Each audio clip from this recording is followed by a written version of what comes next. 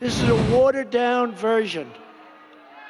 And let me tell you something. I think we ought to go back to the first one and go all the way, which is what I wanted to do in the first place.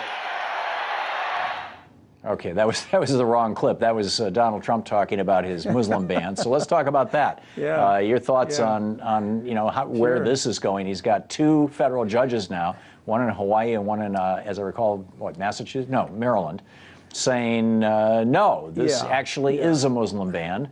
Literally, it fails the religious test in the Constitution. And okay, yeah.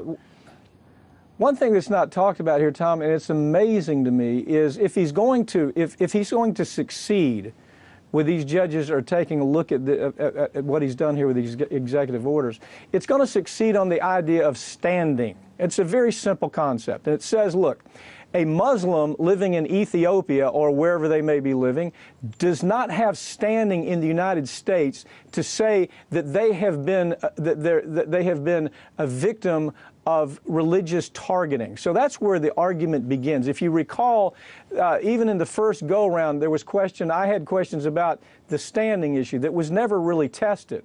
What ended up happening was Trump took it off the table, which I would have advised him to do, take it off the table, take another shot at it. But the standing issue is still out there.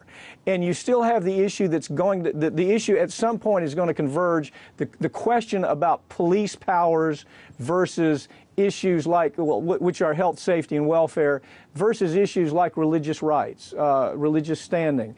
Anytime those things anytime there's a conflict there has to be a question of which one of those things prevail. Most of the time, we're going to see police powers prevail. And you've noticed the way that this has been put forward by Trump is very clear. We're concerned about the safety of this country. Here's evidence that why we're concerned.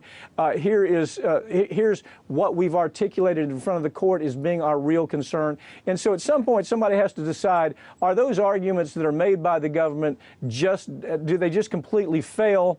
And if they don't, then somebody has to say, are they superior to the religious test? Has religion been tested here?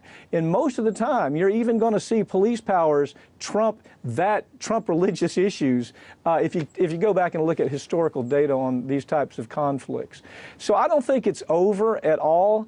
I think the Democrats are doing exactly what you would expect. They're going to the most favorable courts they can, and they're saying, gee, look, this federal judge said it was unconstitutional. But when you really take a close look at it, one thing that has really been under-discussed is this whole issue of standing. And if I were to call what an appellate court's going to do, the standing issue is something that the proponents of stopping this entire thing, they have to convince a court of that there is adequate standing.